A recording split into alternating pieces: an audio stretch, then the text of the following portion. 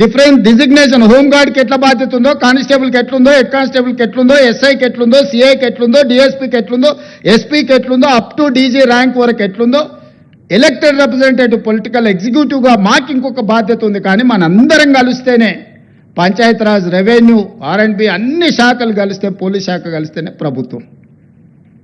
మరి మీరందరూ ప్రభుత్వంలో భాగస్వాములు, ప్రజలకు జవాబుదారీగా ఉండాల్సిన వాళ్ళు, ప్రజల కష్టాలు ఉన్నప్పుడు ప్రజలను ఆదుకోవాల్సిన వాళ్ళు, ప్రభుత్వం ఆర్థిక ఇబ్బందులు ఉన్నప్పుడు సహకరించాల్సిన ఉద్యోగ సంఘాల నాయకులు ఈరోజు సమరం ప్రకటిస్తారు. ఎవరి మీద సమరం చేస్తారు?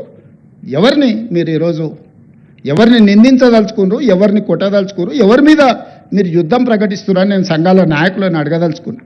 మీకు బాధ్యత లేదా? 35 సంవత్సరాలు ప్రజలు మన జీత భత్యాలు ఇచ్చి రిటైర్ అయిపోయిన తర్వాత మనకు పెన్షన్ కూడా ఇచ్చి మన కుటుంబాలను ఆదుకుంటున్న 98% ప్రజల యొక్క పెన్షన్లు కానీ, రైతు రుణమాఫీ కానీ, రైతు భరోసా కానీ, ఉచిత కరెంటు కానీ, షాదీ ముబారక్ కానీ, కళ్యాణ లక్ష్మి కానీ, ఆర్టీసీలో ఆడబిడ్డలకు ఉచిత ప్రయాణం కానీ, ఇవన్నీ చేయాల్సిన బాధ్యత ప్రభుత్వ ఉద్యోగ సంఘాల నాయకుల మీద లేదా?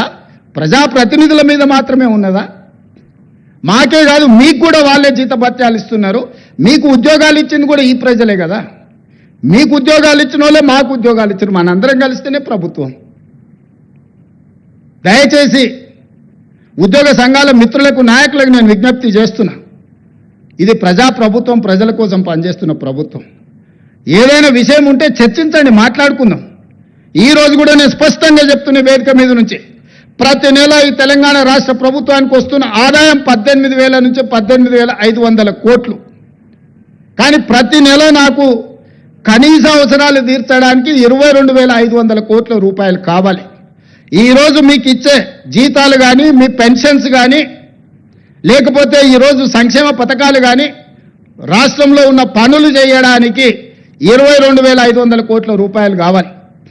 4,000 కోట్ల రూపాయలు ప్రతి నెల ఆదాయం తక్కువ ఉంది. అప్పుడప్పుడు ఆశా వర్కర్లు అంటుంటారు మా జీతం రాలేదని, ఇంకోసారి అంగన్వాడీ వాళ్ళు అంటుంటారు, ఇంకోసారి అవుట్సోర్సింగ్ వాళ్ళు అంటుంటారు.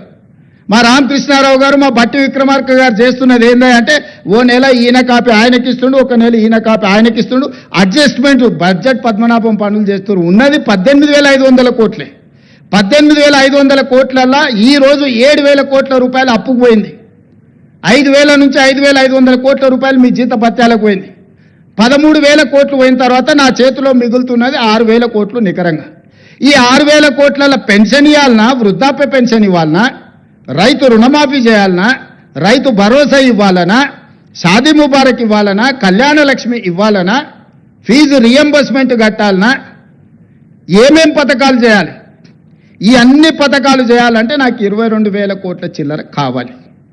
ఈ 18,000 నుంచి 18,500 కోట్లలోనే ప్రతిరోజు కూర్చొని రూపాయి మీ జీత భత్యాలు, నెల జీతం వస్తే ఇంటి ఖర్చు ఎంత, పాల ఖర్చు ఎంత, హాస్పిటల్ ఖర్చు ఎంత, పిల్లల ఫీజులు ఎంత, మీరెట్లా ప్రణాళికలు చేసుకుంటున్నారో, ఈ రాష్ట్ర ప్రభుత్వాన్ని నడుపుతున్న నేను కూడా అట్లనే ప్రణాళిక వేసుకొని రూపాయి ఎక్కడ ఉంది, ఎక్కడ ఖర్చు పెంచకుండా దుబారా మొత్తం తగ్గించి, ముఖ్యమంత్రిగా ఎక్కడికి పోయినా నాకు ప్రత్యేక విమానం తీసుకొని పోవచ్చు.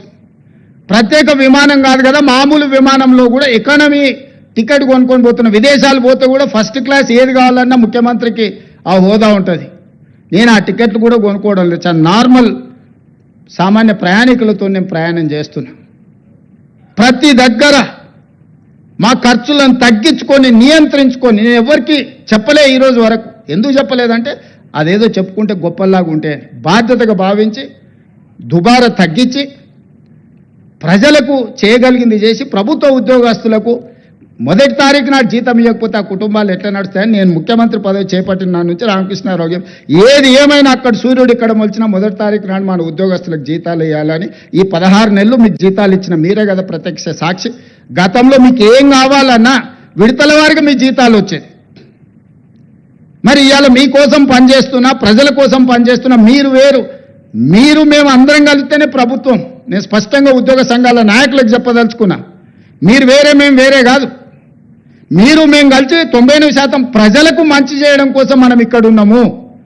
మనం సమరం చేయడానికి ఇక్కడ లేం. ప్రజల మీద యుద్ధం చేసిన వాళ్ళు ఎవరు బాగుపడ్డోళ్ళు లేరు. ప్రజలు ఊరుకుంటారా? ప్రజల మీద యుద్ధం చేస్తే ఎవరి మీద యుద్ధం చేస్తారు? ఈ 9 లక్షల మంది ప్రభుత్వ ఉద్యోగులందరూ కలిస్తే మేమందరం కలిస్తేనే ప్రభుత్వం, మనందరం కలిసి పనిచేస్తేనే పేదలకు మేలు జరుగుద్ది. రాజకీయ నాయకులు రాజకీయ పార్టీల చేతుల్లో పావులుగా మారకండి అని చెప్పి నేను ప్రభుత్వ ఉద్యోగ సంఘాల నాయకులకు విజ్ఞప్తి చేస్తున్నా. రాజకీయ నాయకులకు ఉంటుంది ప్రభుత్వాన్ని అస్థిరపరచాలని, ఈ ప్రభుత్వాన్ని బద్నాం చేయాలి, ఈ ప్రభుత్వం సాఫీగా నడవద్దని కొన్ని రాజకీయ పార్టీలకు ఆ నాయకులకు ఉంటుంది. మీరు వాళ్ళ ఉచ్చులో పడి వాళ్ళ చేతుల పావులుగా మారి వాళ్ళ చేతిలో చురకత్తులుగా మారి ప్రజల గుండెల్లో కూర్చాలనే ప్రయత్నం చేస్తే అది గాయమవుతుంది తప్ప దానివల్ల ఏం లాభం లేదు. నన్ను కోసినా కూడా 18,500 కోట్ల రూపాయల కంటే ఎక్కువ ఆదాయం లేదు. ఏం చేస్తారా నన్ను చెప్పురు ఉద్యోగ సంఘాల నాయకులను అడుగుతున్నా, ఏం చేస్తారు? నన్ను కోసుకుంటే తింటారా, వండుకొని తింటారా, ఏం చేస్తారు? లేదు, ఉన్నదే 18,500 కోట్లు. ఎట్లా వంచుదామో చెప్పండి. ఏది ఆపమంటారో చెప్పండి. వృద్ధాప్య పెన్షన్లు ఆపమంటారా? ఉచిత కరెంట్ ఆపమంటారా? షాదీ ముబారక్ ఆపమంటారా? ఏ ఆపమంటారో చెప్పండి. ఏది ఆపుతారో ప్రజలకు చెప్పండి. అయ్యా మీది ఆపేసి మేము బోనసులు తీసుకుంటాం, మేము జీతాలు పెంచుకుంటాం, మేము దినంగా మిగిలితేనే మీకు ఇస్తాం రైతు ప్రజలకు చెప్తా అంటే చెప్పండి. బహిరంగ సభ ఏర్పాటు చేద్దాం, 10 లక్షల మందిని చేస్తా. ఉద్యోగ సంఘాల నాయకులు మాట్లాడండి, మేము ఈ చిట్టి ఇచ్చిన ముఖ్యమంత్రికి దీని ప్రకారం పరిపాలన జరుగుతుంది అనేది ఇదొక మార్గం. లేదంటే 100 రూపాయలు ఉన్న పెట్రోల్ 200 చేద్దామా చెప్పురి. 30 రూపాయలకి ఇచ్చే బియ్యాన్ని 60 రూపాయలు చేద్దామా చెప్పురి. పప్పు ఉప్పు చింతపండు బెల్లం ధరలు 2 చేద్దామా చెప్పురి. ఏది పెంచుదామో చెప్పుండ్రి, ఎక్కడ ధరలు పెంచుదామో చెప్పుండ్రి. ధరలు పెంచకుండా ఉన్న పథకాలను ఆపకుండా కొత్త కోరికలు నెరవేరవు. కొత్త కోరికలు కోరుకొని మనము నిరసనలో ధర్నాలో దీక్షలో బందో చేస్తే ఉన్న వ్యవస్థ కూడా కుప్పగూలుతుంది. ఉన్నది కుప్పగూల్చుకుంటే ఇంకా మళ్ళీ తిరిగి తేరుకోవడానికి కూడా ఇంకేం లేదు. ఇంకో దివాలా రాష్ట్రంగా మనం మారుతాము. ఇవాళ మీరు సమరాలు చేస్తే శాంతి భద్రతలు దెబ్బతింటే పెట్టుబడులు ఆగిపోతాయి. పెట్టుబడులు ఆగిపోతే నిరుద్యోగ యువకులకు ఉద్యోగ అవకాశాలు దొరకవు. విద్యా వ్యవస్థ విద్యా సంవత్సరం వృధా అయిపోద్ది ప్రభుత్వ ఉద్యోగస్తులు సహకరించకపోతే. నేను ఒక్కరిని ఏం చేయగలను? రామకృష్ణారావు లేకపోతే డీజీపీ ఏం చేయగలరు? మేము మిమ్మల్ని కొట్టం తిట్టం, ఉన్నది ప్రజలకు వివరిస్తాం. మిత్రులారా, ఉద్యోగ సంఘాల నాయకులే నేను విజ్ఞప్తి చేస్తున్నా. నాకేమున్నది? నేను ₹1 ఇంటికి తీసుకుపోను. నేను మిగతాలా కాదు, నాకేం అవసరం లేదు. నల్లమల్ల అడవుల నుంచి ఒక చిన్న గ్రామం నుంచి రాష్ట్రానికి, తెలంగాణ రాష్ట్రానికి ముఖ్యమంత్రి అయినా ఇది ప్రజలు ఇచ్చిన గొప్ప గౌరవం. బతుకున్నంత కాలం ఈ గౌరవం నిలబెట్టడం కోసమే నేను పనిచేస్తా. నాకు వేరే కోరికలు లేవు, వేరే ఆలోచన లేదు, వేరే ఆదాయం అక్కర్లేదు. కానీ బాధ్యతగా వ్యవహరించాల్సిన మనం బాధ్యత మార్చి వ్యవహరిస్తామని అంటే అది తెలంగాణ సమాజానికి తీరని నష్టం జరుగుద్ది.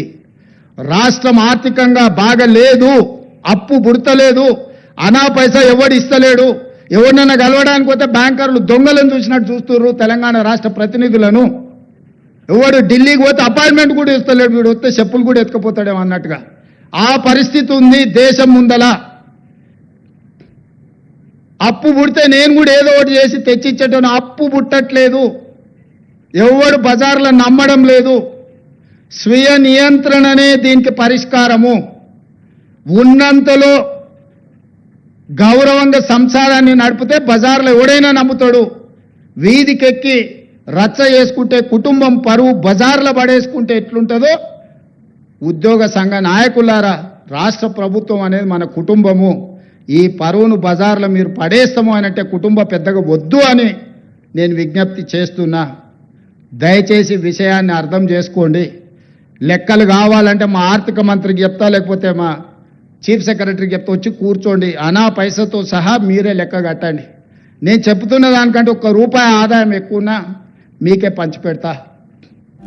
కాంట్రాక్ట్